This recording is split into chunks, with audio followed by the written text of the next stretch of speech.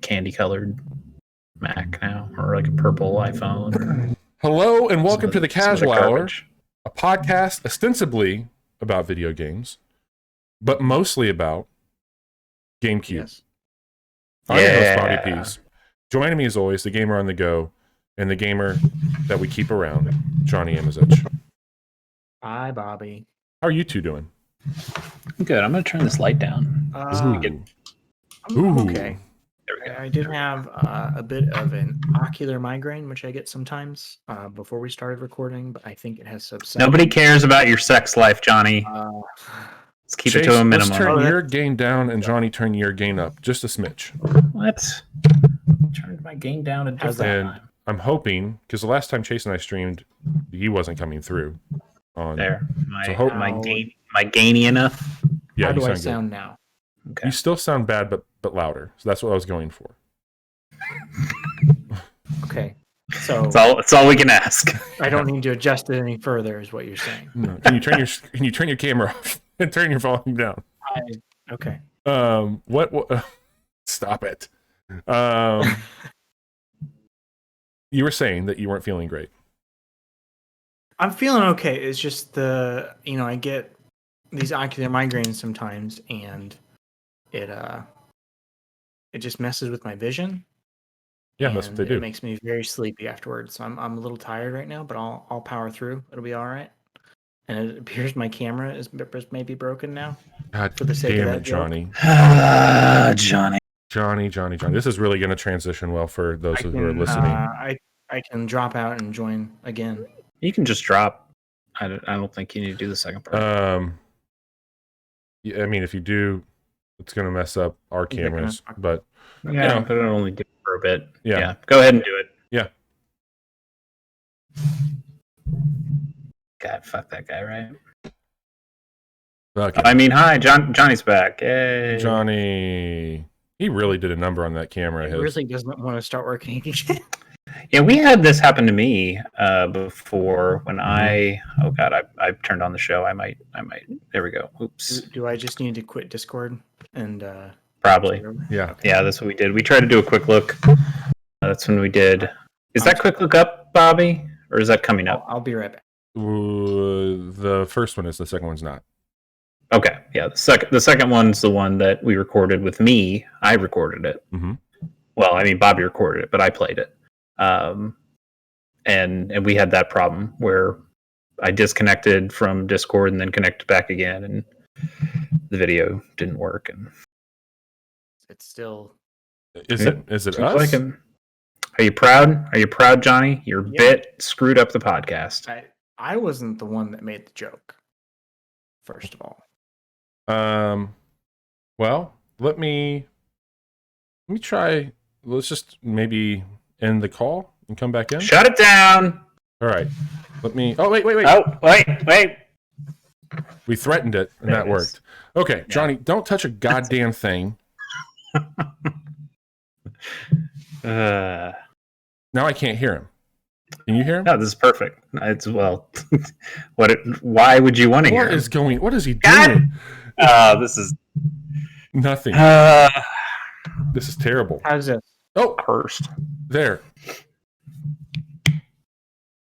And you work. Never mind. Anyway. No, I don't. So the Logitech app that I use to fix the colors hijacked the camera, and that became the video output for some reason. So I closed that out, and also I realized that I was muted for some reason. So okay, I'm trying to make sure that we're all coming through here. Okay, we're all coming through. This is the Casual Hour, a podcast ostensibly about video games, but mostly about Johnny fucking things up. That's damn true. I'm just that committed to the bit. And we are here this week for episode 217 to tell you all about the games that we've been playing and the latest in gaming news. But before we get into all of that, I'm going to take a quick moment at the top of the show to do two things. One, I want to give a shout out to Chase for the last 5 weeks, and I'll talk more about this on my time to play. But you and I have done a really cool thing that's been one of my favorite things for a while, playing a game called Fights in Tight Spaces. And I brought you into this for a quick look. It became this thing we did on Monday nights. We got our asses handed to us in the final chapter, but it was like when we talk about game of the year moments, like there were so many, and just that overall experience has been absolutely awesome. Johnny, you were there in the chat hanging out with us. Yep. All of that led, and again, thank you so much for just being there with me to do that. We got to have Ground Shatter come onto our show and hang out with us while we played their game, and that was a really big deal. And I just want to say thanks to them again, because that was such a cool thing to have happen. We made it. I don't know if we made it, but we had a great time. Not getting our asses kicked too terribly bad in front of the developer, only thereafter when we watched our video demand and sent us apology for how bad we sucked. We got to learn a lot about the game. He gave us some good tips that we promptly did not use for our real playthrough on Monday night. It was a good time though, and playing that series with you has been fun. and we'll see what happens. We'll definitely return to Fights in Tight Spaces at some point, but I think we might take a bit of a pause on it now that we've gone through a full run. And we fought until we died. Yeah. No, that was a really good time. So outside of like the games that all of us have been playing, I just wanted to use a little time at the beginning of the episode to say like that was a really cool thing that happened this week for us here at the show, and we had a really good time with it. But outside of playing that with me, Chase, and hanging out, I know that you've been playing some new stuff, and I've been really anxious to hear what you've been playing. Yeah, I've been playing a few things here. Some of it brand new, some of it not so new. First is relatively new. I played Pac-Man 99. Yeah. Mm-hmm. Yeah. And do you think it's not good the way that I think it's not good? It's better than Mario. Yeah. I mean, okay, low bar. Yeah, it's better than Super Mario 35. Yeah, well, so people are gonna get to see this. We kind of teased it at the beginning of the show, but Bobby and I did a quick look on Pac-Man 99, and we went into it blind. Both of us had not played it, barely had heard anybody talk about it, and so we just went in and was like, hey, this is our first impressions. Let's see what it is. And it's not as immediately understandable as something like Tetris 99. I think we've had battle Tetris games before where if I clear lines, I know that junk gets thrown over to the other side. So I kind of understand what's happening there, or I can just play regular Tetris and understand that. Mm-hmm. Mario 35 was different in that, yes, you're playing 1-1 again when you first start that game up, but it's a little less clear of what's happening around you. And I just think the mechanics of that game were pretty poor. And this falls somewhere in between. It's it is on its face Pac-Man. You could play it like Pac-Man and kind of understand it that way. Yet some of the Pac-Man mechanics are slightly different from what you've been used to. You'll see these lines of ghosts on the floor that you can collect, and it makes a big long ghost trail on somebody. Right. It wasn't immediately understood how you gain more dots on the play field. At one point, we started matches and there weren't any dots on the play field, and that was weird. At the very beginning, there was nothing at all. It was just, or we had like one quadrant that had no dots except for the big power pellet.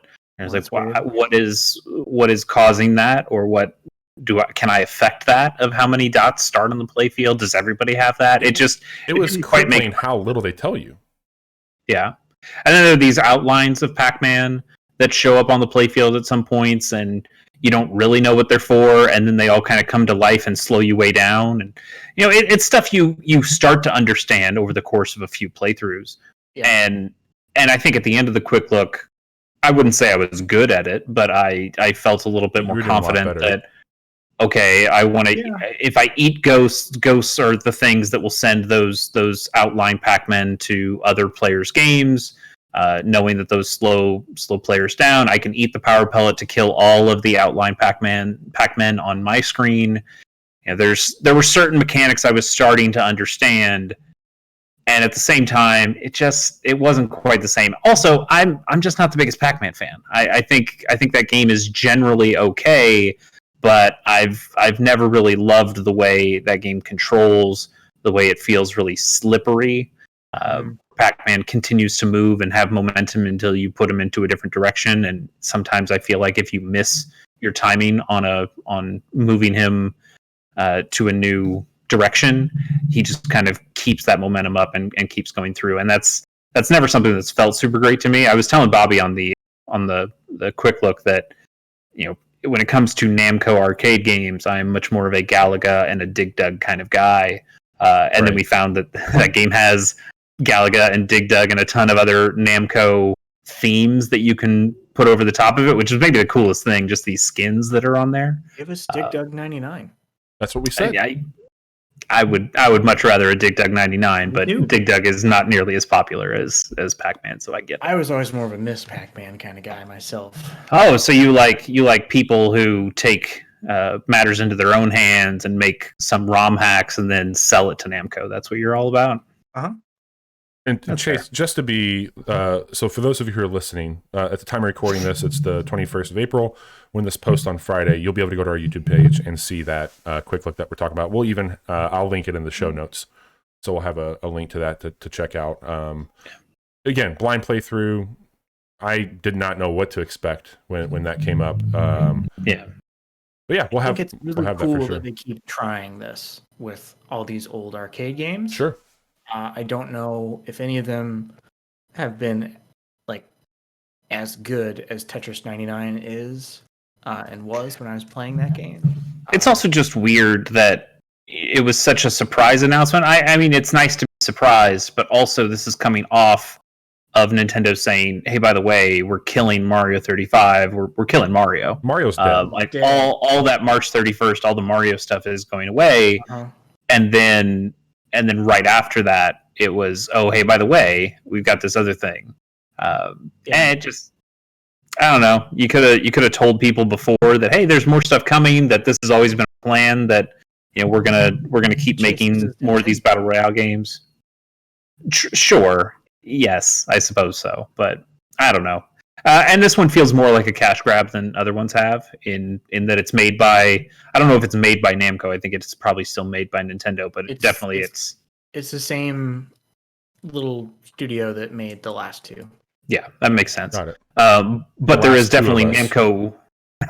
Naughty Dog made this. Exactly. There's definitely Namco in there of like, hey, you should push these skins, and we can get a couple bucks out of all these different skins that are out there. There's way more microtransactions than there were in something like Tetris 99 that had, hey, if you play these weekends over this time, you get a skin, or you get a currency by playing the game that you can spend on skin. So what you're telling me is that Namco literally has a skin in the game. Yes, that's exactly what I'm saying. Nice. But nice. Yeah, it was okay. It's fine. I don't know if I'll go back to it, but I was consistently getting in the middle of the pack, like in the 50s, Middle of Pac-Man. by the end of that, which was better than I was getting in. Well, no, I wouldn't. I would say I would consistently get in the top 10 in Tetris, but then once you get to that top 10, it is brutal, and then I could extremely easily get to like the top 10 in Mario, because I think that game is just fundamentally broken the way that you can game the systems out there. But then once you get to the final couple, everybody's gaming the system at that point, and it's not fun. I just didn't find that. Anyway, that's Pac-Man 99. I've been playing some Fantasian, which Bobby has talked about on the podcast previously. How are you liking that? I haven't played enough. The problem was I started playing it on my laptop, and I don't like it there. That's not the way I think I'd like to play that game. I think on an iPad would probably be optimal, but my iPad is quite old. I don't think it could really run this game. So I'm playing it on my phone, which is generally fine. But then I struggled to get my cloud saves to sync, and I had to do a couple things to make that work. It finally kind of worked. I actually could have played the game so I had to rewatch all the cutscenes and all that stuff, but it got to a point where it put me at the save that I had, the very first save point you get. It put me at that save point, but without all the levels I just gained. So it was like starting a new game, but at that first save point where you should be like level 3 at that point. And instead of doing that, I said, no, let's go back and load the save point correctly, and that made it work. So I didn't get too much further in there. I'm in the first town. I'm talking to some people, went to a fortune teller. I like a lot of what it's doing. I still really enjoyed watching what I saw the quick look, and I think this is something I'll keep coming back to. But if it was on the Switch, that's probably where I'd play this game exclusively and probably really, really dig it. Because I just don't play games on my phone all that much anymore. Like I'll play Hold Down. I'm always playing Hold Down. Mini Motorways is another one that feels like it's built for a phone, and because I have Apple Arcade back, and I remember loving that game so much, I've been playing a lot of that. But I will keep playing Fantasian, but it is hard for me to remember, oh yeah, I've got Fantasian, because it's just not on a system I think about when I play games like that. Are you open at all to using one of those controllers that wrap around your phone? No, I think that's dumb. Okay. I'm not opposed to connecting a controller to my laptop and playing it that way, but like it's your DualSense, but it snaps on and it holds it like that. Yeah, I know what it looks like, and I think it's stupid. Not that kind. The one that makes it look like a Switch. The kind I understand the concept. Yeah, like what if it was just on a Switch instead? Wouldn't that be better? Everyone would be happy. Well, I think that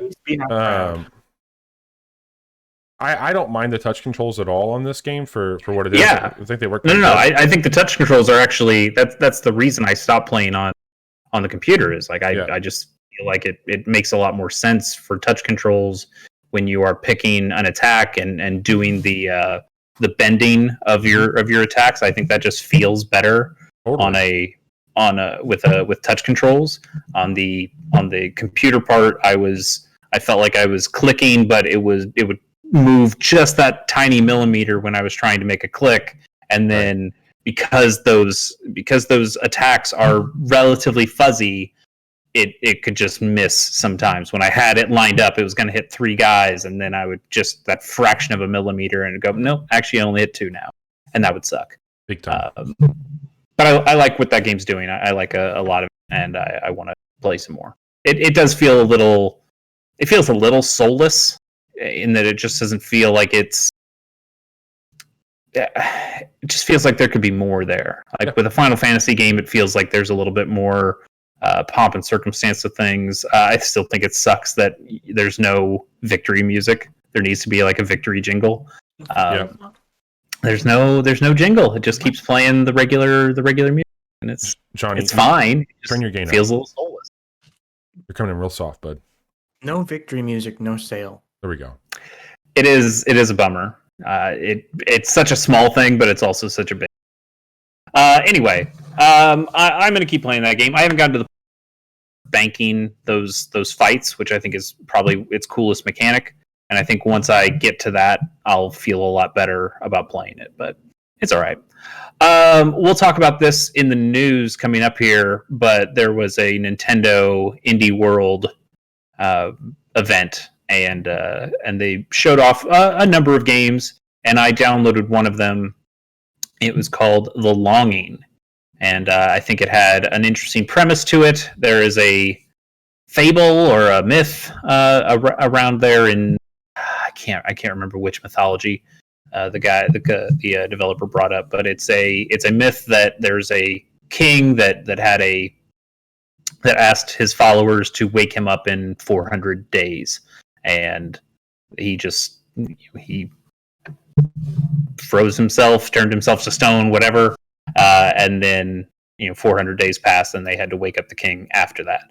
And that's what this game does. You are a shade, little black goblin-y looking dude with these big yellow eyes, and this king who is in this kind of underground chamber.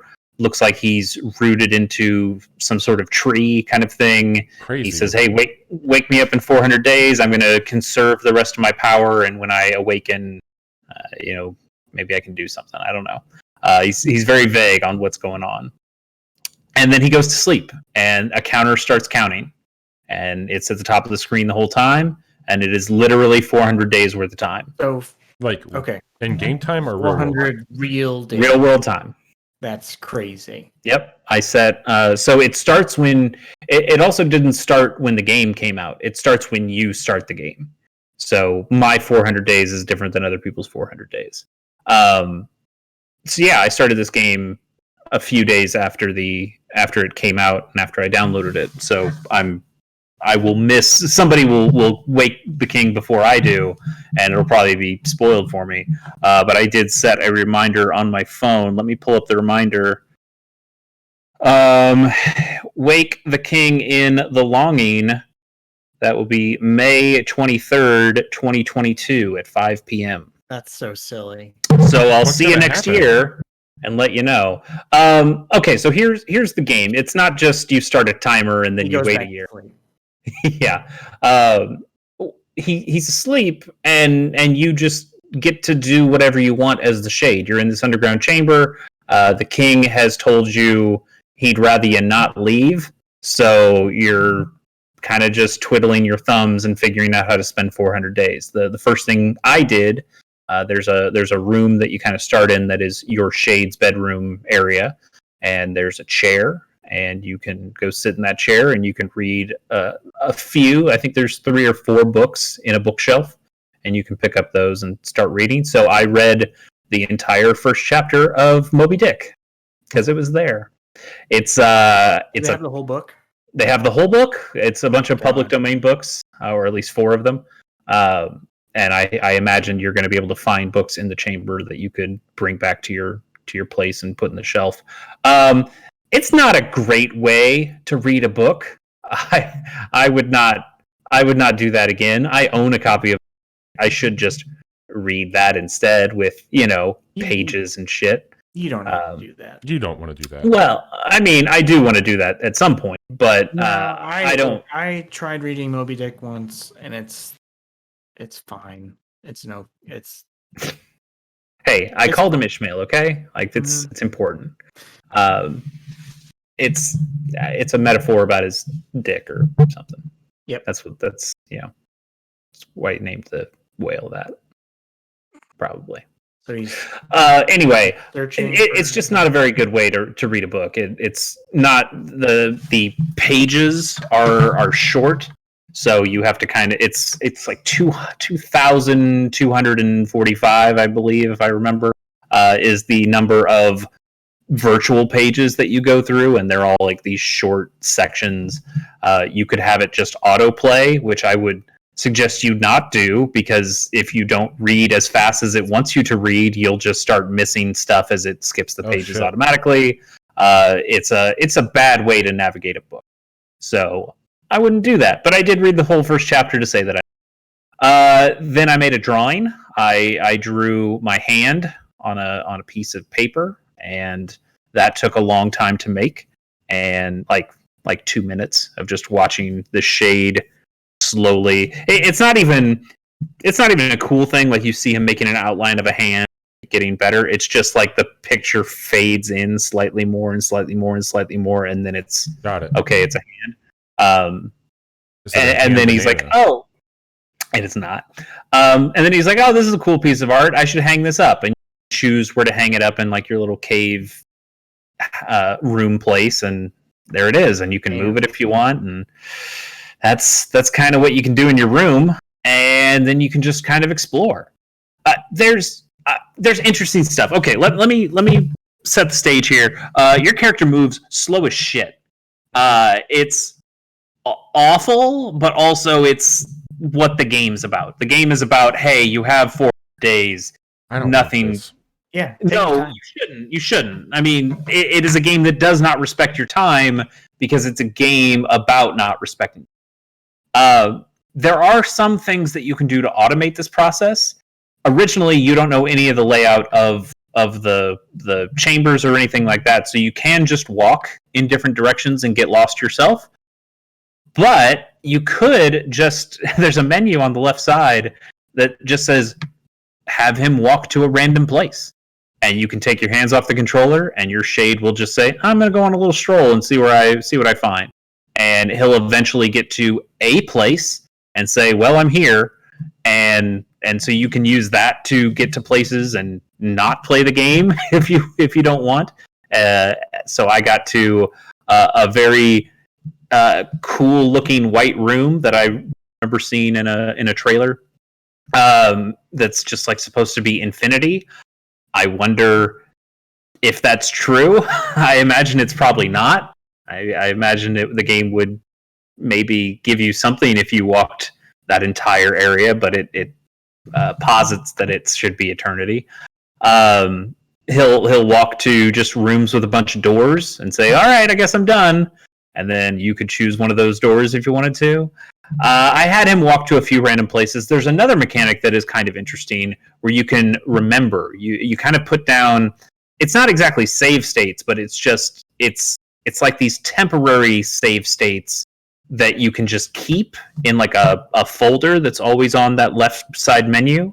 And I could pull one of those up. Like I remembered this eternity room. And now I could just tell my shade, hey, walk back to that room. And he will automatically start walking that way. And no matter where you are in the game, he can just start walking there. So it is a helpful thing of, hey, I know I want to get back to this room. I can't do anything in it right now. But maybe if I get something, I could come back to this room and do something. So I don't have to remember the layout. It's not that Metroidvania-y kind of thing. It's just, hey, I'll file this away and I can come back here. There's a room where I couldn't climb up enough, and maybe I can get an item. Maybe I can get a ladder somewhere that would then help me climb up to that upper level. Hey, so this sounds like a blog. It's it's German game. It is an extremely it is an extreme slog, but it's also meant to be that, and you kind of have to be okay with what it's doing. I don't know. I think I will occasionally check in on this. Also, your dude has like one piece of a broken instrument in his room to start with, and he says, "Ooh, if I had the other three pieces of this instrument, I could make music." And as I was walking around, I found two other pieces. If I find a third, I could start making music. Maybe that'd be cool. I don't know. You got 400 days to do it. I found two pieces of colored clay. I found a red and a blue. And once he picks those up, he goes, "Oh, I can now start making drawings with red, or I could start making drawings with blue." It's like, okay, I guess that upgraded my drawings. I could make something a little bit more interesting. You're supposed to be able to find a pickaxe somewhere, and then there are things that you can mine and break out to keep. You can find coal on the floor, and you can use that to make a fire. If I find lapis lazulis, I can make a blue fire. It seems like there's stuff in this game that it would be kind of interesting to uncover and figure out some of these puzzles and just these elements that are in there, these little mechanics. But it is just kind of a boring slog.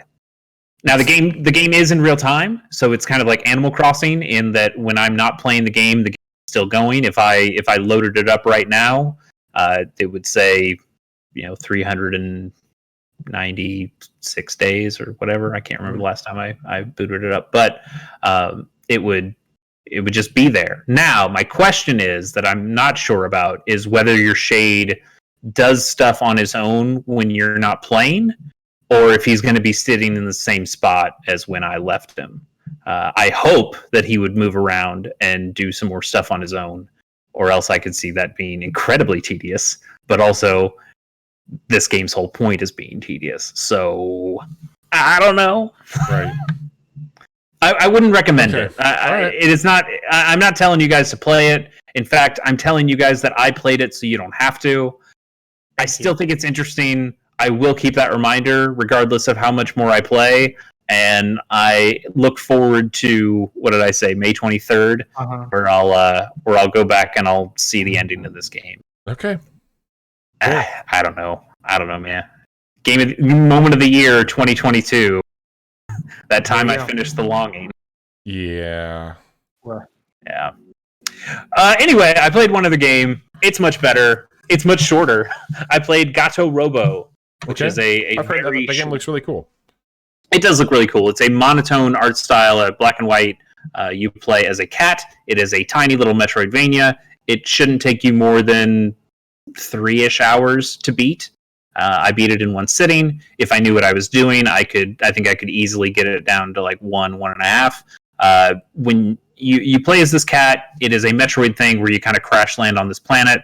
You're the astronaut guy who's with you, spaceman guy. He's stuck in the spaceship, so he has to have the cat go and do the mission for him.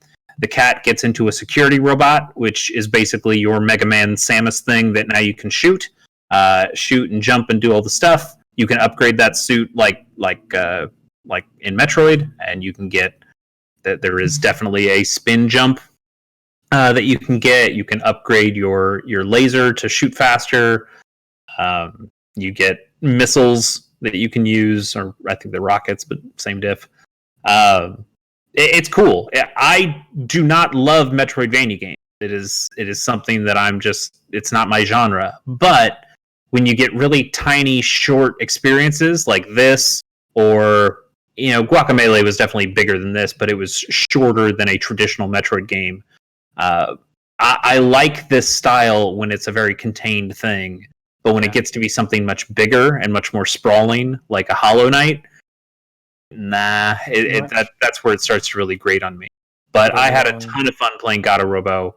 There are times where you can get out of the security suit and play as the cat, and you only have 1 HP, but you can slip through smaller openings. There's a submarine in there that you can get into sometimes. They are able to control. The design of it is so tight and nice, and that feels really good. I think the boss fights are hard, much harder than the rest of the content, in a way that I just did not enjoy playing the boss fights when I got through them. But they're not impossible. There is some pattern recognition, but I eventually got through them.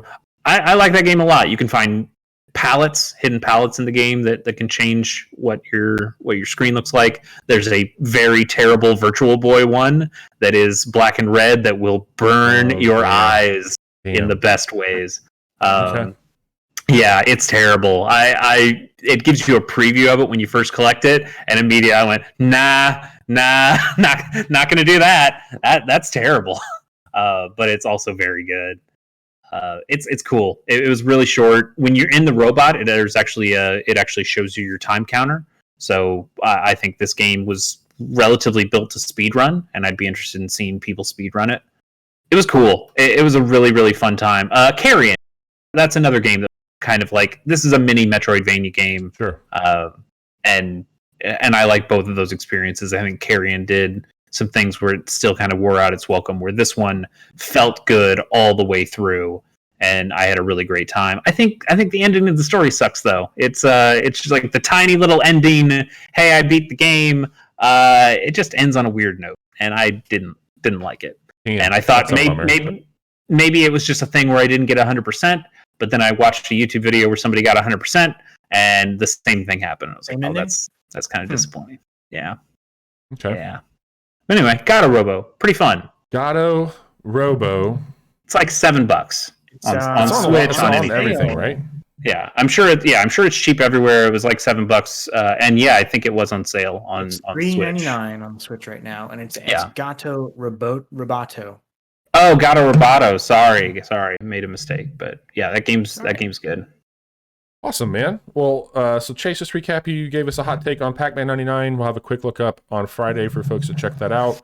You talked about Fantasian, that Apple Arcade exclusive. You talked about a slog of a game called The Longing that you'll let us know in a year and some change what that's all about. Mm-hmm. And then lastly, Gato Roboto. And very cool. I mentioned earlier that I've been playing some Fights in Tight Spaces. I'm almost done with Subnautica. I'm pretty much at the last alien base there, and still putting a lot of time in with Outriders, tweaking my build a bit on that. I'm weighing the in-game stuff now, so it's junk food. But I did have... Bobby, would you talk a little bit more about Fights in Tight Spaces? But I would like to hear more about that. What's that? You were cutting out. Oh, I'm gonna turn on a light. Okay. But could you talk a little bit more about Fights in Tight Spaces? Yeah. Okay. I'll be right back. One. So as far as Fights in Tight Spaces go, I had basically over the last 5 weeks we've been playing that game, turn-based strategy. Do you really want me to talk about this game? I mean, it's cool, right? Yeah, it's worth talking about. Have we not talked about it enough on this show? I feel like we've kind of stayed away from it because we've been playing it on Monday nights. Yeah, no, I mean, really enjoyed watching you two go through it. And yeah, Johnny, did you end up buying this? Not yet. I will, because I definitely need to experience it for myself. But watching you two play it has been like just as enjoyable of an experience as I could hope to have watching someone else play a video game. I think we will definitely be talking about this at the end of the year for sure. For sure. So the game's in early access, and in its current state, there's 5 levels, 4 decks of cards. The cards are balance, defensive, offensive, and then trickster. We unlocked trickster when we failed, and we got to play a little bit with that. And it's an interesting deck. I don't know if that's a deck that I would go to. It's a pretty complicated deck. I really like the turtling aspect of the defensive build that they give you, but it seems like you can get a pretty broken build with the offensive one. I will say at this point in time, like, that is a game that I might not be streaming as much right now, but I've actually been able to fire that game up and play. Like, I've literally had to go weeks at a time without playing this game. Right. Like, now that you're free from our weekly commitment, correct, you can play that game to your heart's content. How do you feel about it that way? Because I know you are not the biggest fan of roguelike games, like the games that inspired this, like something like Slay the Spire or Into the Breach. You have been relatively cold on. I think you liked Into the Breach, but definitely not to the degree that Johnny and I did. It's funny you say that, because Johnny and I were talking off pod about that game, and I said fights in tight spaces might do something to my brain more than what Into the Breach did, but if I went back to Into the Breach knowing what I know now, like having more of experience with, like, I've been playing a shit ton of sim games in 2021 and then strategy turn-based games, and like I feel like my brain is in a very different place, and what I like and how I look at that genre, like I know what it would be like on, like, calling out shots and doing moves. And I think if I went back into the Breach, I would have a much different take on it than I did when it first came out. Probably. I mean, especially, I think fights in tight spaces informs the way you might play Into the Breach more, where I think you probably would play, you'd be less aggressive yourself and more about positioning enemies into other enemies, because that is such a big part of fights in tight spaces. Yeah. And I mean, it's also such a big part of Into the Breach, but I don't think it's something that you immediately see in Into the Breach in the way that you do in fights in tight spaces. So a couple things that, like, I'm really enjoying the way that you talk about hold down, the way that we've talked about threes in the past. Like, I think fights in tight spaces is going to kind of be that game for me. Like, that is really. I think that's a game that, like, even the last few nights, like, I've been doing other things, whether it was working on, like, some design stuff for our show or playing some other games. Like, I'm like, I got time to maybe put like 15 to 30 minutes in on a run, and like that's kind of been my go-to, and how I kind of unpack that with that game. I absolutely adore that game. I'm really looking forward to what they're in the roadmap. They've got a draft mode coming where you can draft your own deck, and I think that's gonna do some really crazy things for like the builds that people get. I'm also pretty active on the Discord now, and I'm seeing like people who are going for these ridiculous like broken builds, and I'm thinking like, okay, could I do something that dumb? Like, could I go like off the rails with this game in its current state? So it's really neat. I love everything about that game. Let me ask you one more question before I move on. So the way we play that, we were, I think analyzing is maybe giving us too much credit, but we were definitely looking at the board and talking through things with each other before we made plays, and I think that slowed the game down. Also, we're playing for an audience, so we didn't want to speed through things. We want people to be able to read what we're doing before we actually do it. And we also, that game felt much longer because we played it over such a long period of time. When you are playing that game solo and not having to talk out your process with another person, how much faster does that game feel? Does it feel like a game that you can put in 30 minutes and get through a run in the same way that I feel like you could do maybe a little longer than 30 minutes, but something like Slay the Spire, I feel like you can get through a run. Spelunky is a game that you can get through a run in 10, 15 minutes, or you die before that. Hades is something that, that was something that I didn't like about Hades, is that yes, it is a roguelike game, and I like those kinds of games, but also it got to the point when I got good enough, it would be at least an hour every time I did a run, because that it's just the way that game works. You got more HP, you built out more stuff, you got more of the death defiances that just made every run longer. Sure, man, Hades is good. It is good, but to the point, like it felt like too much. And I wanted something shorter and snappier because it's a roguelike game. It's a run-based game. Right. I want to get to it, I want to get out of it, and I want to be done. How does fights in tight spaces feel to you when you're playing it quote unquote normally? Much different. Because you and I, again, like, call it showmanship, call it partnership, call it what you will. We were making joint decisions. Backseat gaming is what I call it. Well, that too.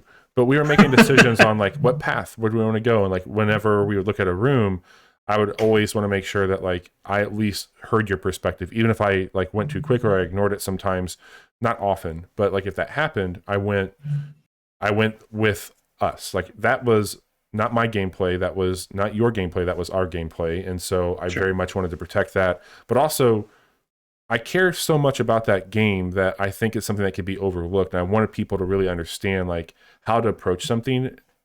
This is very, very transparent. Like I struggled with those games, as you mentioned. Had I had somebody going through it with me, like you on those other ones, maybe it would have been easier for me. I would have liked them better. So we had a lot of people tune in to watch those playthroughs. And I'm hoping that maybe the way that we approached it made somebody have some sort of light bulb moment with like, oh, I could get into something like this. And so slowing it down was cool, but playing it this way, I know what those cards do. Like I know what I want to draft. So like when rewards come up, like I don't need to like go through this. Which one should I pick? Or I know that like, okay, you should upgrade a card. You should heal yourself. Like I can just like boom, boom, boom, like make decisions. When I see my cards, like I know how to combo in that game. Like I know how to play things out. I know how to read. Like I don't have to go and hover over enemies to know what their HP is. I don't know. I don't need to like. Some of them I have to remind myself, but this person's gonna break my block. Like I know how to play that game. Yeah, and that's definitely making it faster. So you know the difference between shift and shove. I do. I'm shifting and shoving, which is a lesson that we had to learn the hard way. The hard way a couple times. But that experience with that game, because I had my eye on this other game because I think it just looked really cool. I didn't know a whole lot about it. And then when I realized what it was, and after playing this game, I'm like, I'm committing to it. So I jumped over to another early access game called Phantom Brigade. And this is from Brace Yourself Games, which I've talked a lot about their other entries. Well, they've had a few games, but these are the same people that made the Crypto the Necrodancer and Cadence. And they've got this completely different looking, like high polished, cinematic, Scandinavian looking fucking mech game. That is, I'm listening. Fucking insane. You played the mech game? Yeah, I know. Now. Yeah, Bobby's the anime. I'm the mech now, bitches. It's me. Fucking anime. Fucking mechs. Got a Gundam on your wall, I see. Fucking turn base. Call me Chasey K Jr. And I just fucking. So this game is really neat. I'm gonna pitch it to you the best that I can. It's this hybrid of a turn-based but real-time strategy game that lives and dies by this timeline that if you've ever edited audio or video, you'll know exactly what I'm talking about, how you scrub over to like see you literally can scrub over, and this allows you to see 5 seconds into the future. You have technology that your enemies do not. So you can see the predicted moves that the other enemies are making as they come into it. And the whole thing is that you are supposed to use those 5 seconds to avoid taking damage while taking them out. And at the end of doing that, you will leave that particular area that you're in. You'll salvage all the parts. You go back to this mini game where it's an overworld where you're in this big moving bus or train or whatever it looks like. And on that, you can customize your mechs, like swapping out all the parts on them, giving them shields, guns, different types of guns. You can make them painted, look differently. There's different classes of armor. You have a team of pilots that you can name like in an XCOM, and you're balancing their fatigue levels. But then you're looking at like traversing the story of like what's happening, why is humanity at risk, why are there's these mechs doing it. It's a really fucking neat game. It has an incredibly challenging entry point in my opinion. Like it's very dense, and just recently did I have a night where I was like, okay, like because I was like, I wanted to like this game so much when I first played it, and I was like, wow, this is like a little bit different. Like I'm going from checkers to chess essentially. Was it so steep learning curve? Would you say? Or just because like, I think that like in my mind, like I was just thinking like attack, but the whole thing was like literally reading, like knowing where the puck is going. And if you have that knowledge, like what would you do with it? Would you guard yourself, or would you be offensive? And like how, like do I like use targets to like be distracted? How do you use cover? in this game, which is crazy because like you're in these cities and you're literally like using people's homes to cover your mechs. Like, how do you use height advantage? Like, there might be tanks that like they can't shoot you, but you can shoot them over a house. So like really crazy things like that. When to eject your pilot, which you don't want to do, but like also, how do you do this effectively where you don't destroy a mech completely or you don't get things from it? It's like, how do you do just enough damage to make them want to jump out of it to where you get more stuff from that mech? There's really crazy, like heady concepts that play with it. And even like the whole like management aspect of it outside of the combat is really interesting. Like, how do you tweak because your mechs have a heating mechanism where if you do too many moves in a row, they overheat and take damage. But I can do a build where it's like, I want this glass cannon. So like they have armor that exhausts heat more, but they take a lot more damage, where I've got other people that literally have a tower shield and a shotgun and they can turtle and just blow shit up. It's really fucking cool. Looks has really cool. It's got an awesome look to it. If there's I can't remember the name of the artist, but there's the show on Amazon, Tales of the Loop, where it kind of blends like these Norman Rockwell-esque landscapes with like kind of 60s-esque future tech. I get that vibe a lot from this. The art's really well done. It's in early access. I think it's had like 5 major roadmap updates. $30 on the Epic Game Store. It's also on Steam. I don't know if there's any plans for console right now, and I think it's PC only too. I can't play this unfortunately on my MacBook. Yeah, it's Windows only at the moment. Yeah. It's really slick, guys. It's a really cool game. So I've watched some people play it. I remember Austin Walker did a quick stream on it, and it really does look cool. A couple questions for you, Bobby. One, so it is early access, and you mentioned this kind of steep learning curve. Does it even have any real tutorial to it, or being early access is the kind of first just level is a in? tutorial? So they you are with a commander. That commander is kind of giving you the ropes as there's an invasion happening. I think you know what happens or can guess what happens in that point in time, and then you are kind of left to your own to take care of some stuff. But they don't really teach you like they don't tell you like, hey, you should focus on guarding yourself versus being aggressive. They tell you like the whole game is also based off movement. So like you don't want to just wait in one spot for them to like move into your line of view, because the way that your attacks work, it's a circle. So as you buffer over the enemy path or your timeline, that circle grows and shrinks. And if there's an item that becomes within that circle, once you lock them in that area, then I can move the mouse closer to them, and it gives you like a percentage of what your damage is going to be. And so like on a timeline, things like I'm moving these circles in and out kind of like in a breathing pattern. So like I'll be scrubbing back and forth quite a bit. Be like, okay, if I move over this direction, they're actually not going to focus their fire on me. They're going to turn their body to where I have access to a weak point, where if I would have went head on, they would have put their shield up and shoot me. So like, they don't teach you those things. Like you actually, like you have to fail quite a bit, and then it starts to make sense. So yeah, they don't do a great job there, but they do tell you like the overall mechanics of the timeline. So you also mentioned the 5-second thing, being able to see 5 seconds in the future. Is that what a turn is, more or less? Or is it, hey, we give you the first 5 seconds, but now you have to pick what you do in the next 10 seconds? No, so like basically you line up, like you do, let's just call it editing, right? Like I think that's the best word I can use to describe how you play this game. Like all of us on this show have edited some sort of audio or video at some point in time. Not crazy lengths, but you're literally like, I can... I've edited episodes of Gamers. Oh yeah, I'm sorry. Yeah. So basically, like let's say that I have this bar, right? And on this timeline I have run, which will be blue. I'll have attack, which will be red. I have shield, which will be yellow. And as I'm like moving things around, like I can literally, so I have a segment that is shield.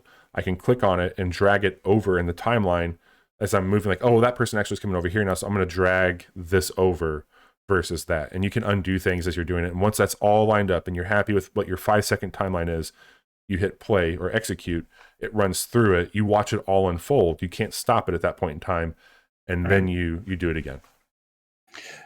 And then my last question. So does it still have dice rolls when you shoot, and like, is there still percentages to hit, or is everything just guaranteed to work when you... So far in my playthrough, it's pretty damn guaranteed. The only thing that I haven't been, and this is all on me, it's not the game, like this is just my ignorance, is like, what do I really want to attack on these things? Because they all have components that, like, you can concuss people, which is going to cause them to fumble a bit on their end. You can interrupt a path by causing a collision with yourself or with them. But the other thing is like when I'm shooting somebody, like I can't really get super finite on like I want to target their arm only. What I have to do is make sure that I'm positioned where they're going to be vulnerable to that. So like if I shoot their legs and damage their legs, well then they're going to be limping, so they're not going to make their full run. Or if I shoot their arm that has their gun, well they can't attack me anymore. So like you can do things like that, which might be a bit more strategic, especially if you're trying to get them to eject. But as far as like dice rolls go, you're already seeing that. So like it's all on you because you know exactly where they're going to be. So if you don't position them that way, that's on you. And then you have the circle, and then you have a slider. So like once I set the circle, like the shotgun is more of a widespread, but the closer you are, the more focused that becomes. So you have a higher percentage of doing damage. So like it's all really on you versus the game fucking you over like it does in other ones. Got it. Actually, I do have one more question. How crazy do we get in the mech stuff? Like you've mentioned shotgun.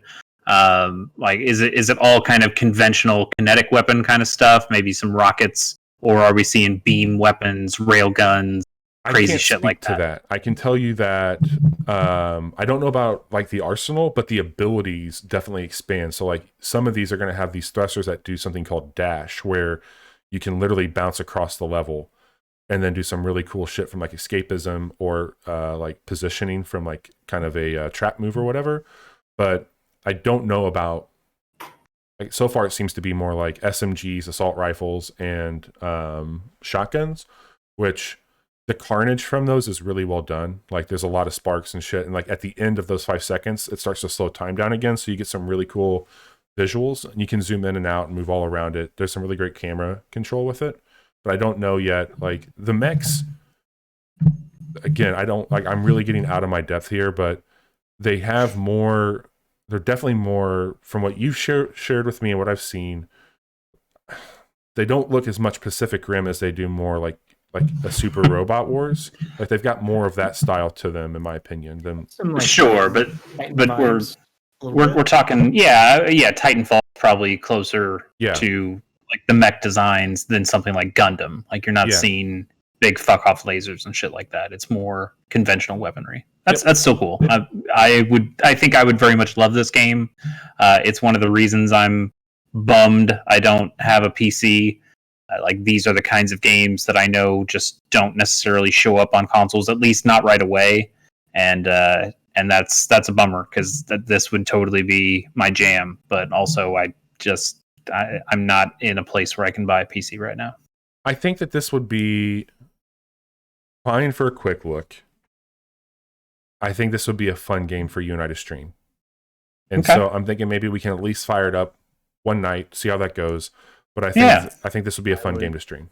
Absolutely tune in to see that for sure. I would love to be a part of that and see what happens. Maybe we start with, maybe it's like Fights in Tight Spaces. We start with a quick look.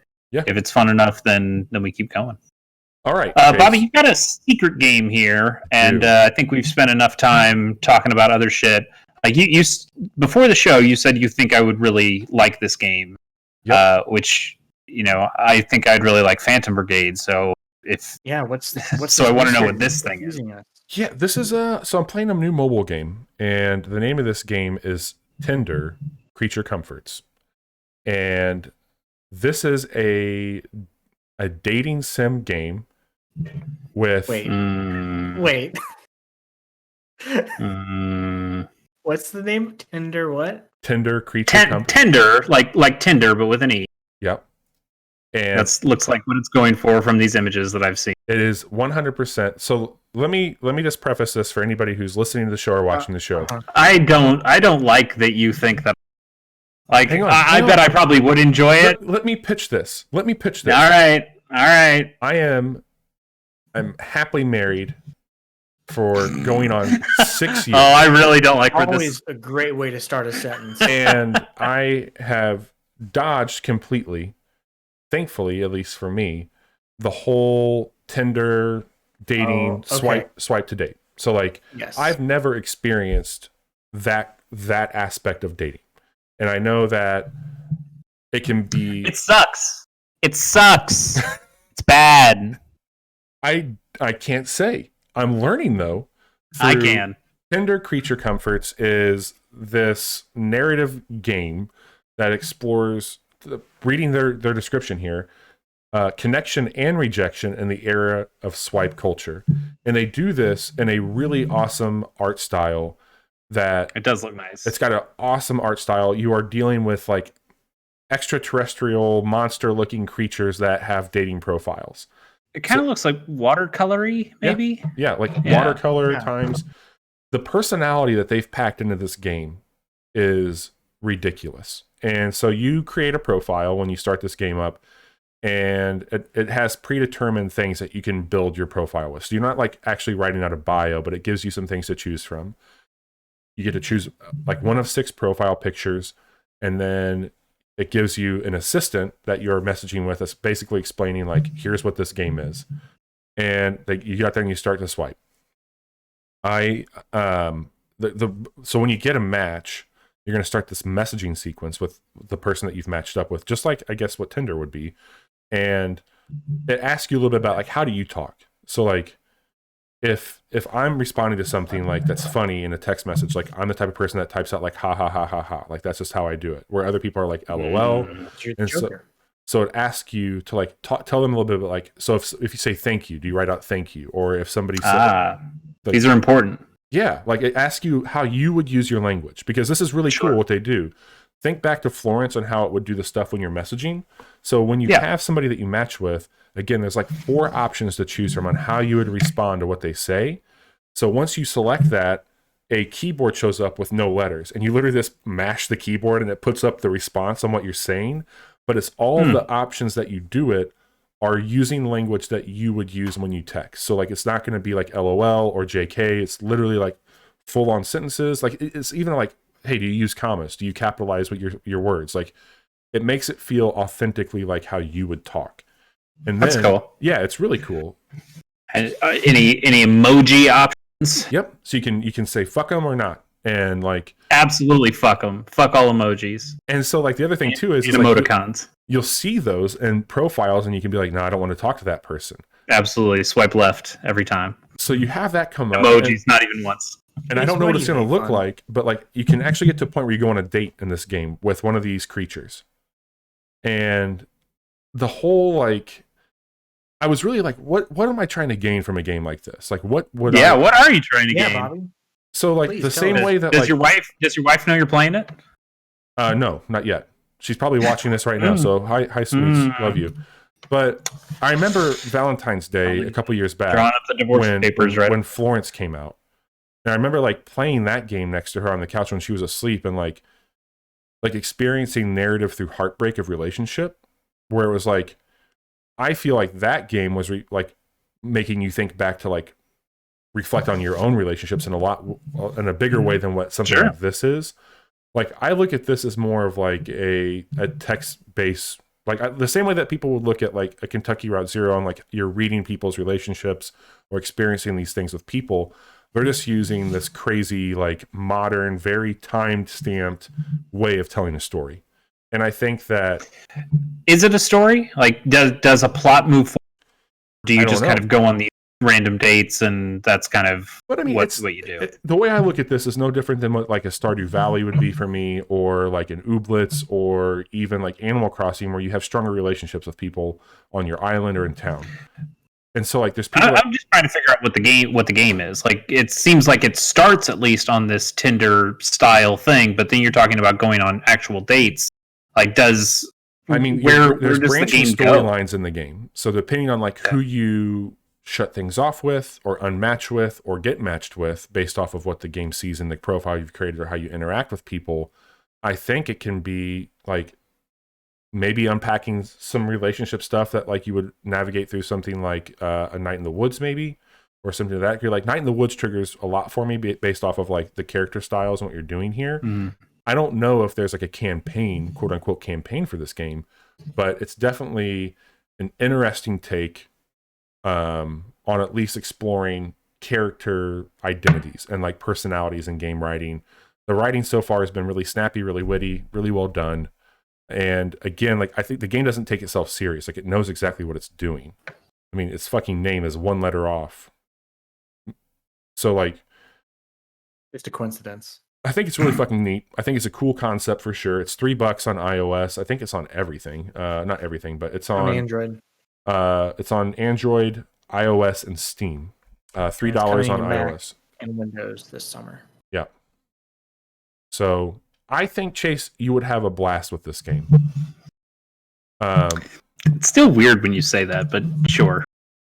Not that you don't. No, whoops. Do I want Tinder to send me notifications? Yes, you definitely, because like it's an idle game.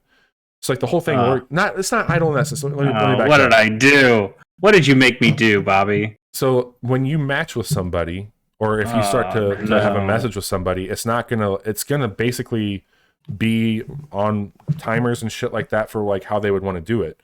It lets you do. I think you can do 10 likes before you have to like let the game cool down for like a couple hours.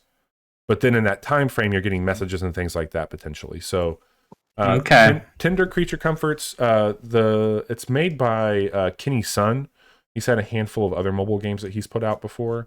So if you want to check out that, Kenny Sun is who made this one. $3, iOS, Android. Definitely worth checking out. It's a very unique, cool looking, but like style for days. Check it out. I'll probably download it too. That's it for me. That's it.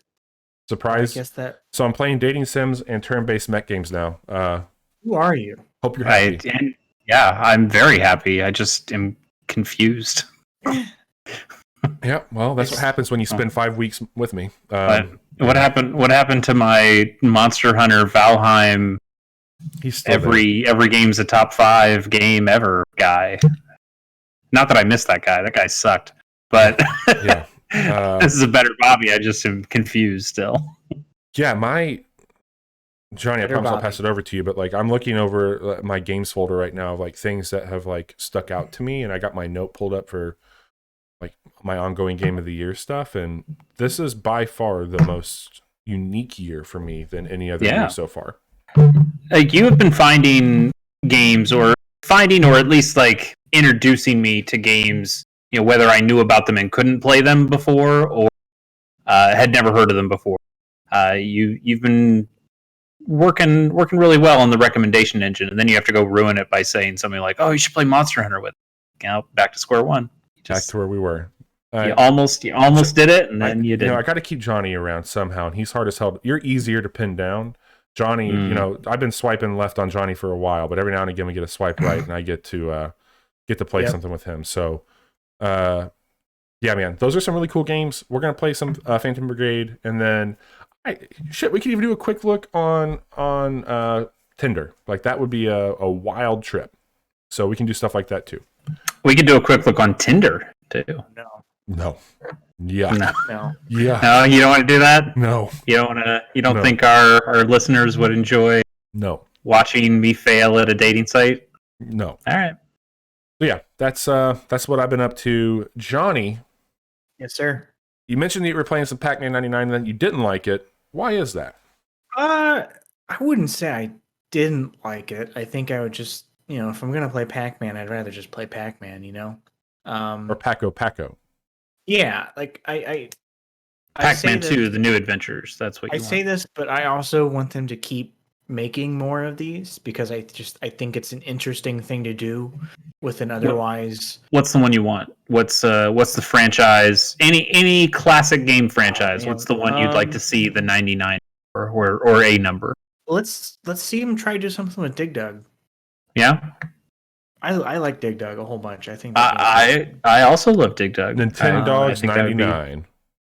That's not classic. Come on, that's man. Classic. You gotta give us... That thing's almost 20. No, 10, 20 we're talking about classics. arcade pixel-based video games. Excitebike 99. Okay, Excitebike 99 would actually be kind of interesting.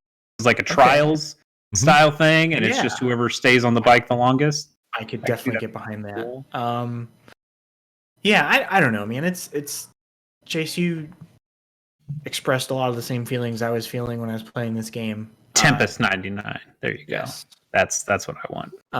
Vector art. Yeah, like I've played I think 4 different rounds at this point, and I was consistently making it into the top half before I just got completely destroyed by Inky, Blinky, and whatever Pinky the other ones are called. And Clyde. Clyde, yep. Clyde's the orange one. Yeah. So a little bit of that. You mentioned Subnautica, Bobby. I played a little bit of Subnautica several years ago, like around close to the time that it first originally released, and I enjoyed it. But rather than revisit the first game, I picked up the new one that has been in early access and is about to come out full release next month, correct? May 20th, I believe, is the date for that one. And Bobby, you haven't played that one yet? You've still just been playing the original?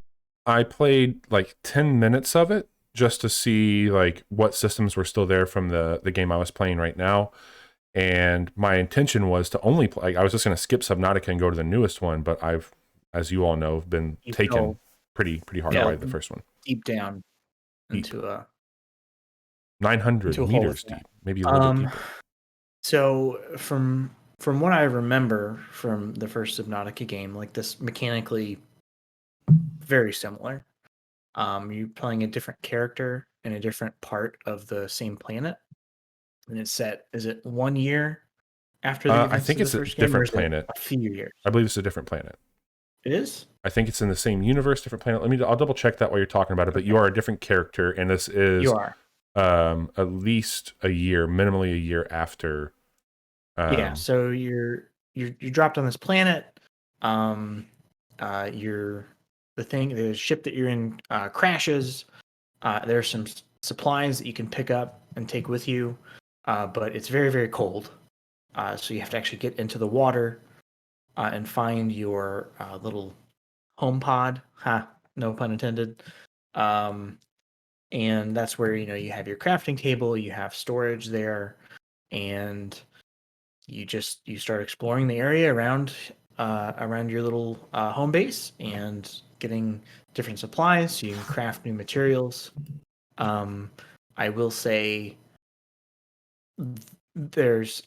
I'm sure it's at least partly intentional, but because it is in this vast ocean, it is the same planet.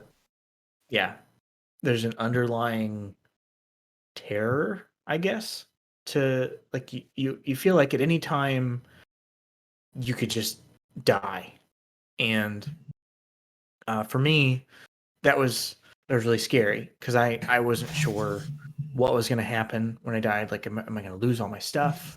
Turns out you lose some of your stuff, but not all of it. So it's not completely punitive. I don't know. But when you die, Bobby, is the stuff that you lost gone forever? Or if you go back to where you died, can you get it back? Do you know? Like if it's that way in the first game. I honestly, like, I'm not saying this to sound like, a jerk or anything. Like, I just haven't really died. Okay. I died pro gamer Bobby. I died very early when I swam into the Reaper, and after that, like, I've gotten to a point where I've been able to escape some tight situations. But when I did die, I didn't have tight spaces. I didn't have my items with me. I know, like, your vehicles, once they're destroyed, if they're destroyed, like, they're gone. Like, you don't get to go and salvage them again. Yep. Bobby's also never died in Valheim. He died in Monster Hunter. Why don't you like Dark Souls, man? If you're so good at not dying, it's true. It's true. Why would I sully my name by going to those cheap tricks that they have? I play real men's games where the enemies don't hide and they fight fair in very small spaces. So I'm still like pretty early on, and I've put like I think 3 or 4 hours into it. I've got the little I forget what it's called, but it lets you like swim faster, basically. I've got the scanner, Sea Glide. I got the Sea Glide. I have a knife that I foolishly used on it looked like a penguin, except its mouth was vertical, so it opened like a flower, like a almost like a piranha plant in Mario.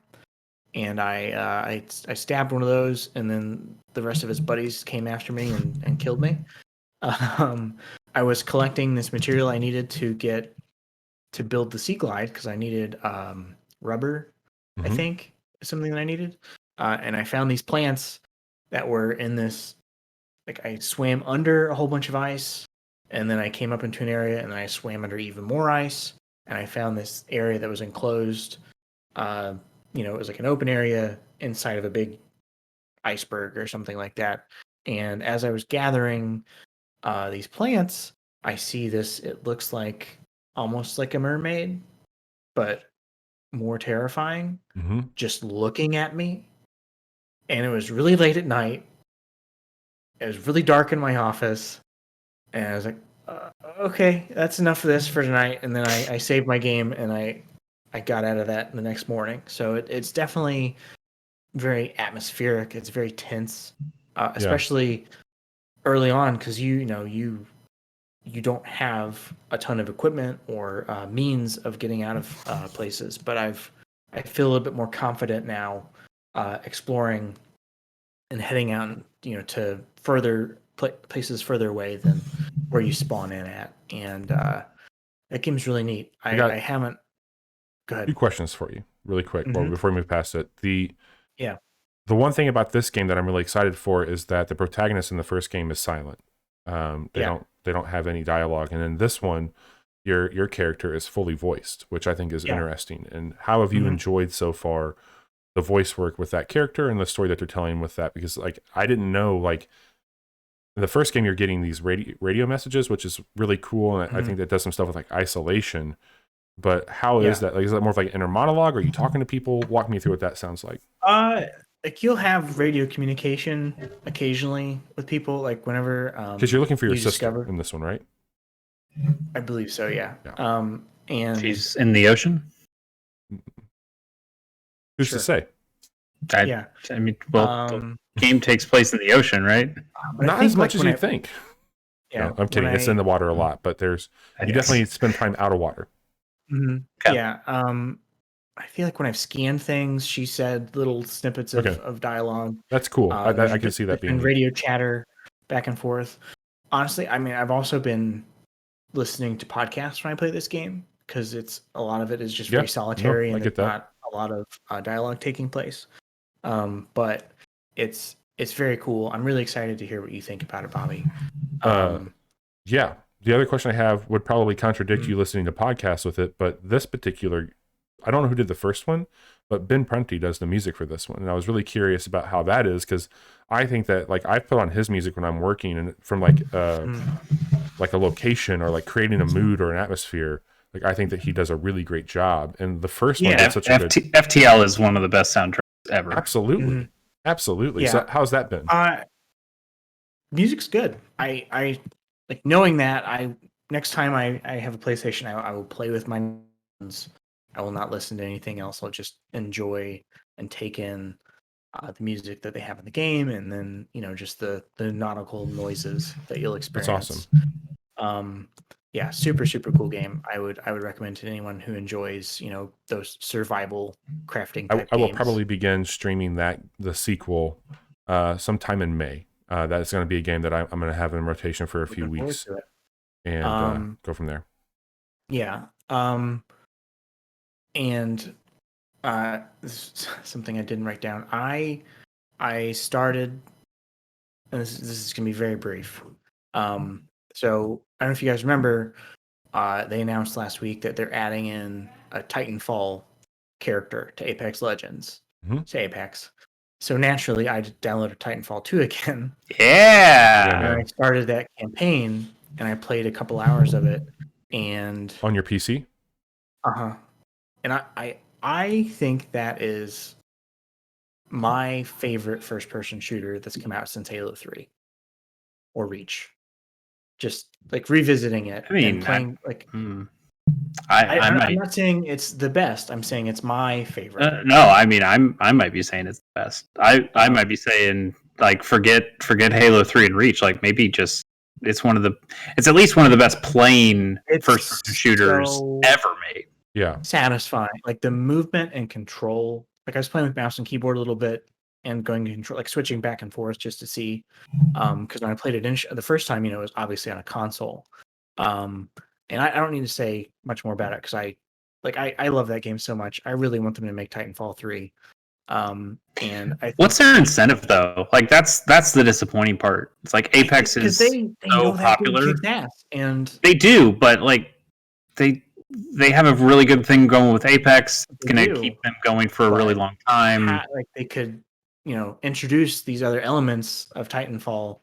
It just don't kill my dream, Chase. Don't kill my dream. Hey, it's my dream too. I just from a practical perspective, I really have a hard time seeing it happen. In the same way that I don't think Epic's going to make video games anymore because they don't have to. Yeah, I would really be curious what that would look like for them with modern hardware.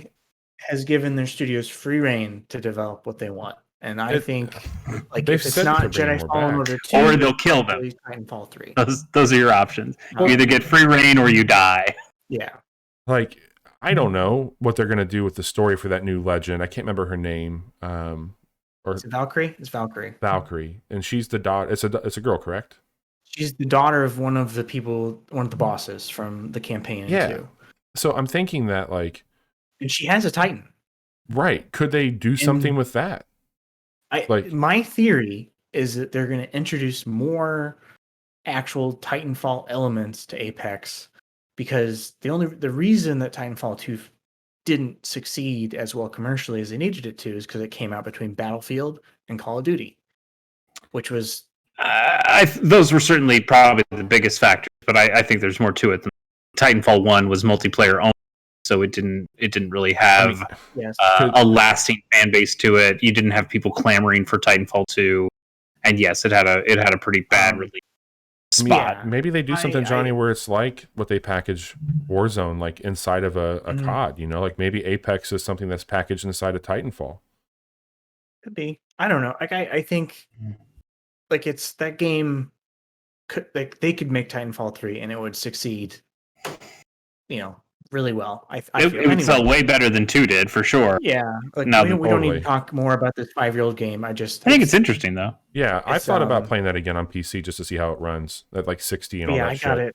I got it dirt cheap on a Steam sale a long time ago. And I finally get around to play it. And that's also that campaign is just amazing. Anyway, moving on. I also put some more time into Disco Elysium. And I think, and I'm saying this for the record on the podcast, I'm gonna finish this game. I know I don't finish most games that I play. How's Xenoblade Chronicles going? Not great. How's Super Robot Wars T going? Not great. Yeah. The writing in this game is it's so good. I enjoy it so very much. I've played it for a couple more hours over the weekend. Is that on Switch now? So Chase can play this? No. That's coming later this year. It's on. If it was on Switch, I'd be talking about this game. And yeah, man, there's just something about it. That's all right. I'll still finish it before Johnny does. Yeah, probably. The writing, I've made it further in this playthrough than I did whenever I first played it. Around the time it released back in 2019, or when I first built my computer last year. And I've decided. So there's the 4 political paths that you can choose. I'm going full-blown communist in this one. I walked into a bookstore the other day and I told the owner I was here to dismantle the free market, which I thought was just mwah. I also love how you can, anytime you meet someone new, you introduce yourself and you're a cop who has amnesia. And so you can just start most interactions with people for the first time by saying, "I am the law," which is really good. That's really bad, but really good. It's so good. Chase, you need to play this game when it's available to you on the Switch. I'm waiting. Yeah. Bobby, I know that you were starting it again a little bit. I don't know if it's gotten its hooks in you as much as it does it's me. It's much better this time around than it was the first time. I've just been that playing some other things, as you heard. having all of the writing be pretty much fully voiced makes a huge difference. So let's just go. I'm gonna keep plugging away at that because I really want to see what happens with that story. And finally, this is super quick. I downloaded, as you guys know, I don't play many sports games outside of FIFA and Forza Horizon. However, MLB The Show came out on Xbox, and that's never happened before. It also came out on Game Pass. So I downloaded it, and I played through the tutorial, and I played about 1 inning before I had to stop and eat dinner. And I think the game's pretty good. Baseball's pretty good. They've had a long time to make that game good, and they've done it. I really like the way it tutorializes it when you first start it is really cool because it has you choose your pitching, your fielding, it's 6 different things, and it has between 2 and 4 different ways that you can play those, and you can test each of them out and figure out which one you like the best. I don't have too much more to add other than that I think I'm going to be playing more of this game. I think it'll be a good podcast game. Are you going to finish it? Can it be finished? I mean, you can play a season. Yeah, I'm playing as the Cardinals because whenever I'm from the St. Louis area. The time of my life when I did care about baseball, I like the Cardinals. I still enjoy going to Cardinals games. That game seems pretty all right. I've always liked customizing stuff in baseball games, and I think the show allows you a lot of customization. You mentioned just the types of ways of playing it. I think fielding usually sucks in baseball games. I just don't like doing the fielding. And I remember when I played, I can't remember the last time I played the show, but that was just an option. I could turn fielding to CPU only, and so I got to pitch, I got to bat, and those were the things I liked doing in that game. And then also doing fantasy baseball stuff. It would be fun to recreate my team as a team in MLB The Show, like change the rosters around so I can have all my players on one team, and then take that team and play through. It's always they make good games like those. It's weird to see Sony Santa Monica and an Xbox. I bet. Yeah, that's got to be wild. So that wraps it up for me, guys. I think with that, what should we move on to the news? Bobby, let's head over to that. What's up? Breaking news. This just in. We're a bunch of weirdos. Yeah, well, that's damn true. So our reporter in the field, Johnny. Yes. Hey, this is Johnny Amazich here, live from the Casual Report. You guys remember those BioShock games? No. Okay. So Ken Levine. BioShock is dead. Long live BioShock. Mm-hmm. There's always a lighthouse. There's always a girl. Would you kindly tell me more about BioShock? So, if you'll probably remember after BioShock Infinite came out, they kind of ruined any other ideas that people have for BioShock in the future, or at least I mean, they ruined the story. I mean, they didn't. They upended the potential for more BioShock. Then Ken Levine's like, oh, by the way, if we didn't salt the earth enough, I want to make movies now, and this whole studio is kind of going down, and we're going to go to a skeleton crew. He never got that version of Logan's Run, and he never wrote that movie, did he? And he's still making his Lego of video games. Well, a story came out earlier this week, or was it last week? The 12th. So apparently the next BioShock game will be an open world game according to a job listing for position at the development studio Cloud Chamber.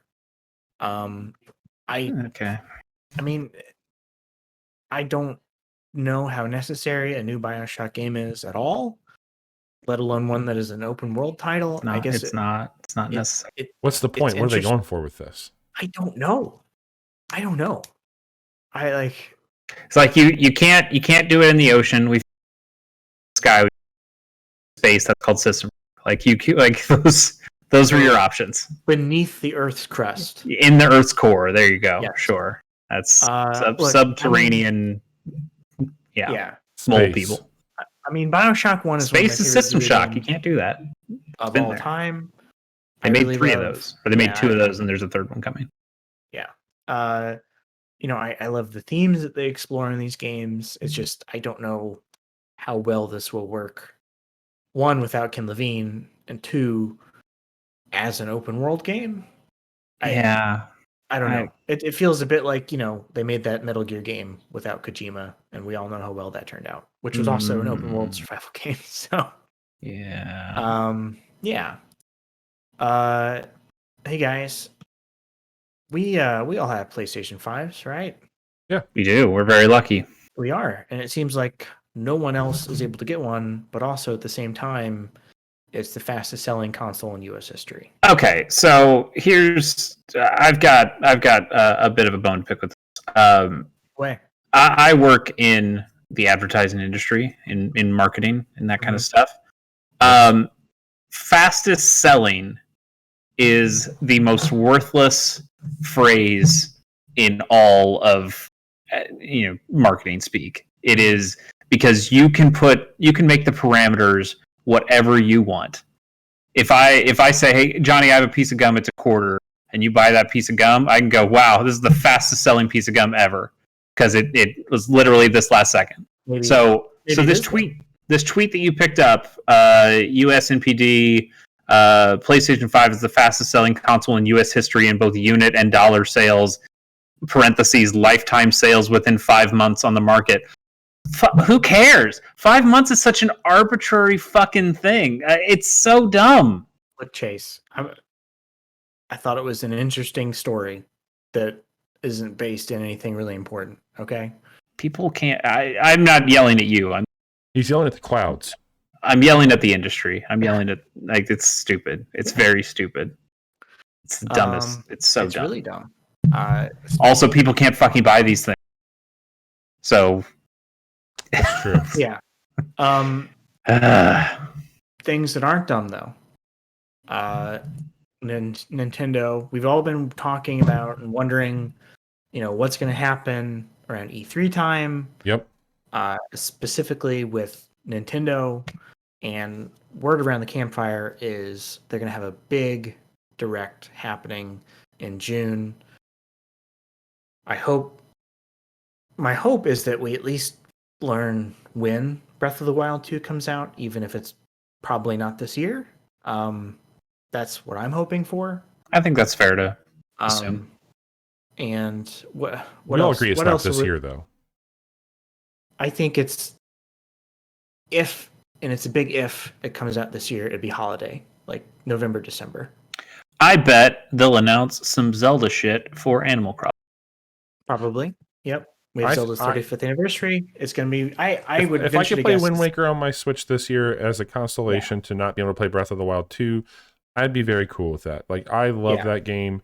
What would really, I don't have any faith that they'll do it with all the production issues that they've had, but I'd love a proper Ocarina, remake. In the spirit of, Link's Awakening. Something, not that same art style, but version.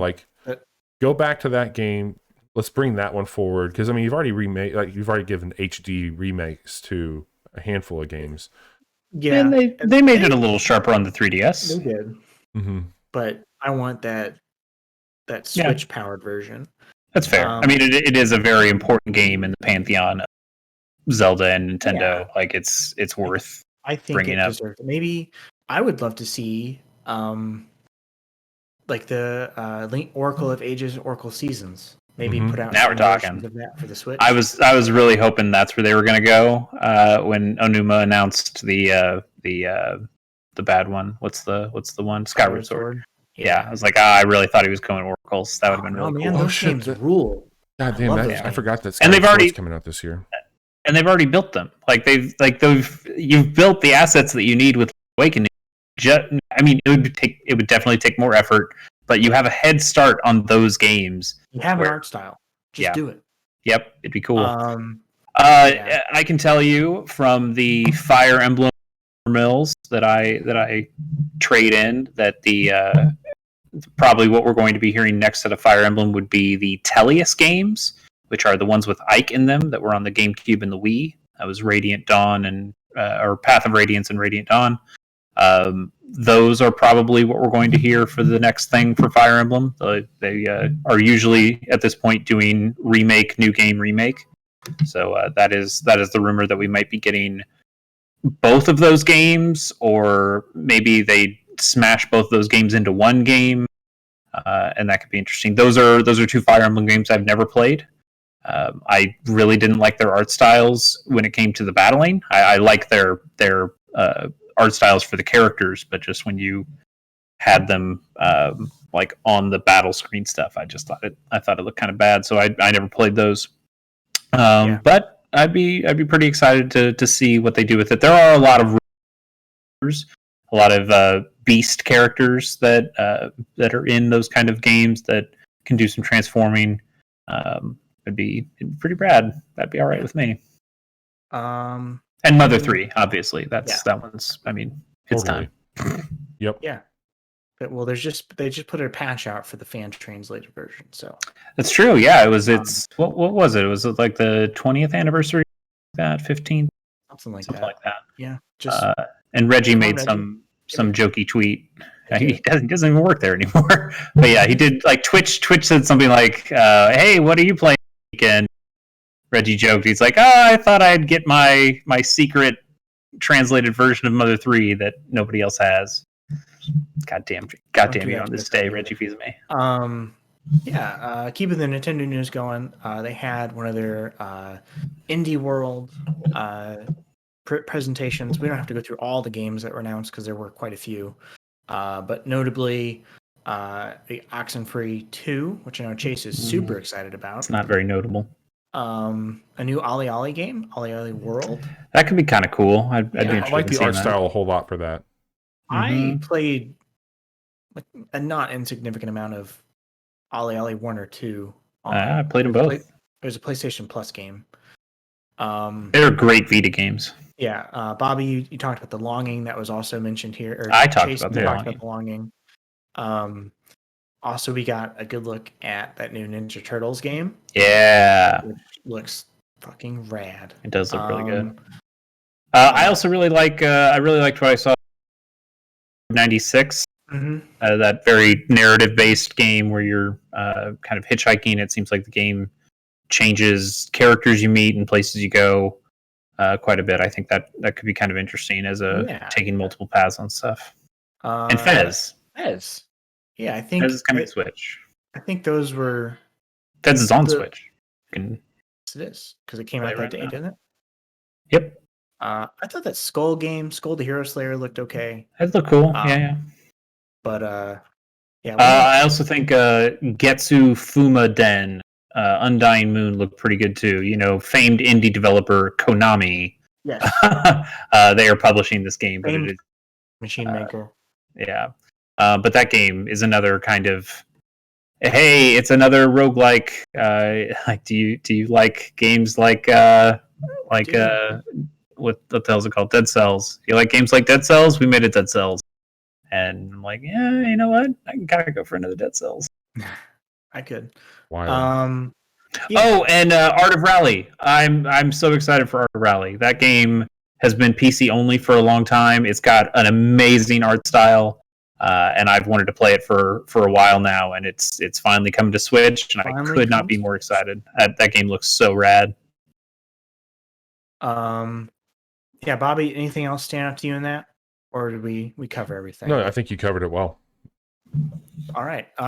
So guys, I mentioned Disco Elysium. I don't know how close you were following the story, but that definitive cut or final cut was given a refused classification by the Australian Classification Board, and technically should not be for sale. But too much communism. Yep. Steam is still selling it in Australia, and like they're breaking the law. I just thought that was funny. Do you think Valve cares No. at that point? No. Hell no. We're good. We've got more lawyers than Australia. We're okay. I mean, also, maybe Gabe Newell's just trying to snub those Aussies. He lives in New Zealand now, right? Like he's got his compound there. He's got his collection of knives. Mm-hmm. Yeah, that's not a knife, right? God, that's, Chase, you've been sitting on that one for a while. What do you? What's that? You played not before. Wow. Yeah. Sorry. And then a story I did have in here. My cousin's from Australia, so I've got lots of practice. He does not sound Johnny, like that. why do you look like if Elvis had a mime for a son? What is going on with you right now? Elvis or Elvis Costello? Both. That's their love child. What are you talking about? I don't know. You look white, like whiter than usual. No, I don't think your Logitech's fixing your color. Yeah. No, I had to close that app because it was. It shows. Did it just now change? Because no, you've always been the pale writer podcast. Tell me about it. That's what they call me. What was it like being Nick Cage's stunt double in Ghost Rider? Great. He's a sweet man. Oh. Hey, a Wild Jude. He also looks white, like father, like son. Yeah. Why does a son hate you and your son? I don't know. A piece of news that I was like really pizza news. I love pizza news. No, that was Papa John's has a new stuffed crust. Oh, fuck Papa John's. Yes, I like Shaq.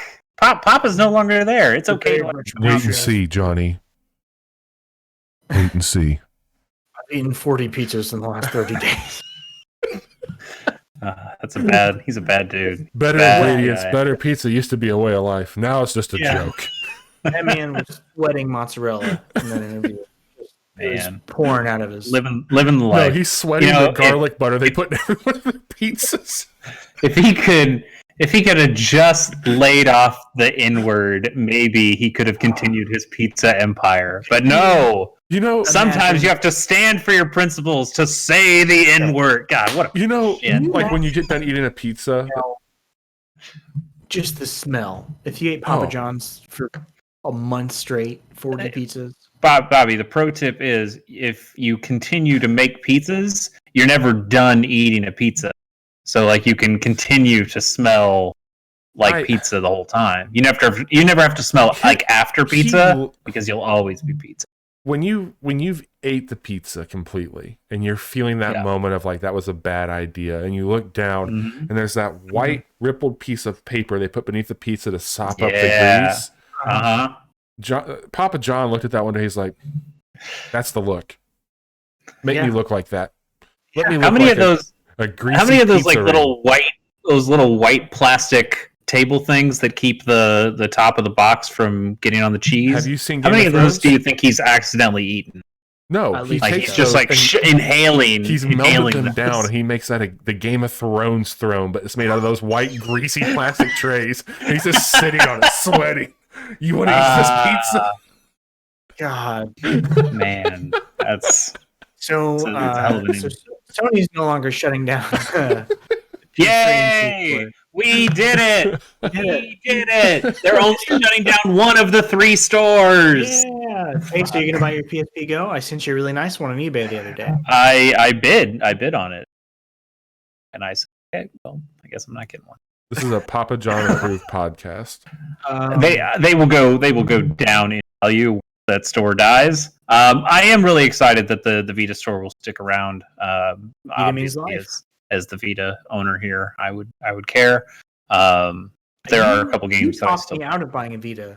I will continue to talk you out of buying a Vita. It's a dumb decision, but if you already have a Vita, then it's exciting. Yeah, but think of all the cool old games I could play on it. James. What games would you play? I don't know. Different old games. Yeah, and you'd never finish any of them. Look, the only reason I'm thinking about this now is stupid Pocket got delayed again. and I'm not actually going to do it. I just think they're neat. They are. They're very neat. In fact, friend of the show, Brian Glenn, threw me some recommendations because we talked about the Trials of whatever the fuck they're called, Legends of Cold Steel, Steel Sky, whatever the fuck. I remember them obviously. Yeah, he was telling me how I should kind of get into those games, where I can buy them, and there are 2 that were on the PSP that are still in the Vita store that I'm going to get, Trails in the Sky and Trails in the Sky 2. So I need to get those at some point, which means I need that store to continue to stay open. Yeah, that's good. That's good news for preservation, and also just the people that still use those systems. Yeah. And finally, rounding out the news here, 1 or 2 weeks ago, we talked about how Discord was in talks with Microsoft to potentially sell themselves to Microsoft, and the Wall Street Journal reports that is no longer the case. Good. They were valued at over $10 billion. I like Discord a whole bunch, and as many right moves as I think Microsoft is making in a lot of ways, don't really know if I wanted them to buy Discord and Microsoft it up, because they've taken other pieces of software, and they have Skype. We talked about this before. Yeah, they have Skype, and they fucked up Skype. We don't need them to also take and fuck up Discord. In the Microsoft news that matters, they brought their cloud gaming to iOS again.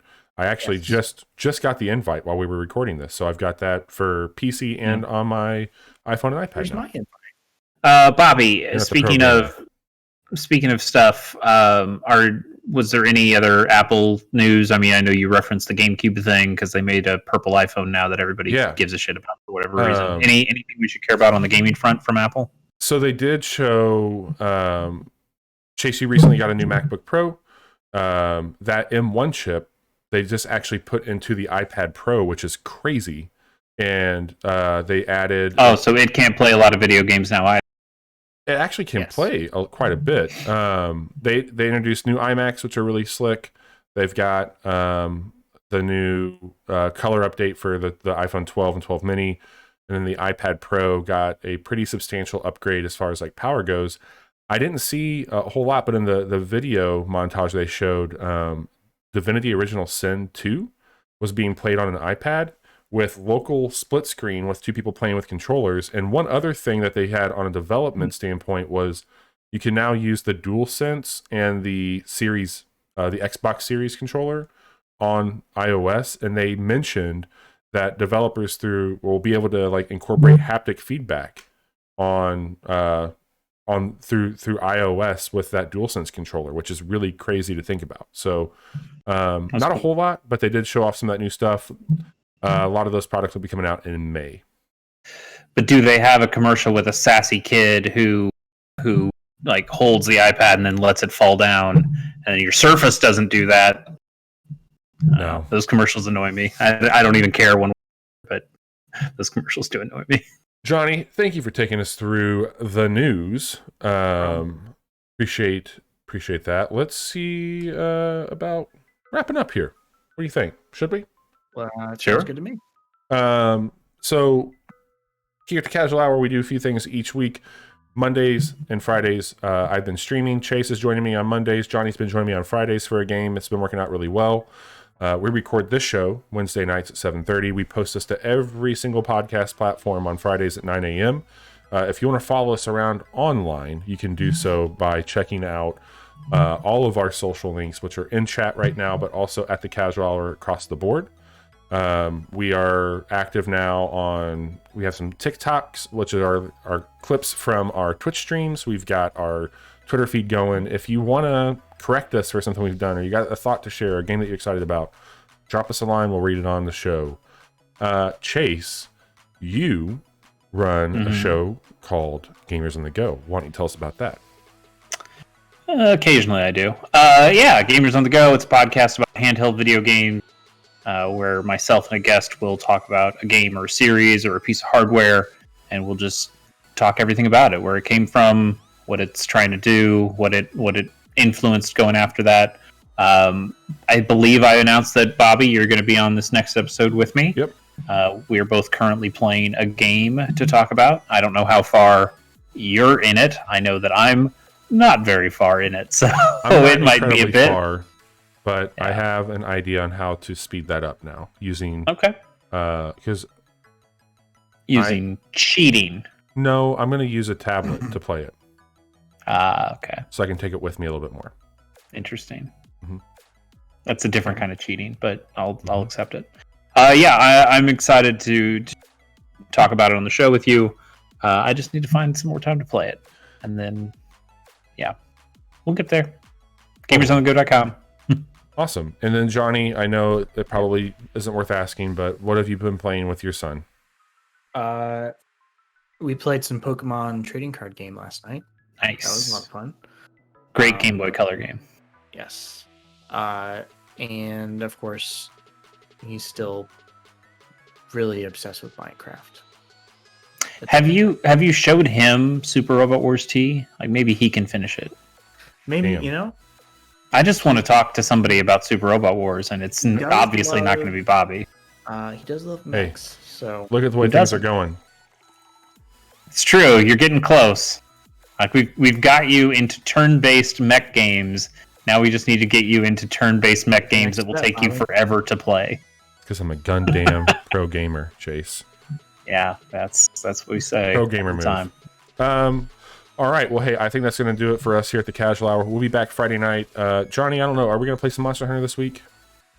What if you played a good game? Thought about that. So we should play Monster Hunter. Were we? I don't know. I thought you had Outriders on the schedule. I'll play Outriders. I'll play Outriders. Too bad. I was going to play some Monster Hunter World. I thought you mentioned playing Outriders with some other friends of the show. Maybe I will. We'll see. Let me know. We're either Outriders or Monster Hunter this Friday. I was going to get the insect glaive out. Fuck around. We should play Monster Hunter together at some point this week. Okay. Well, thanks for nothing, and I will see you when I see you.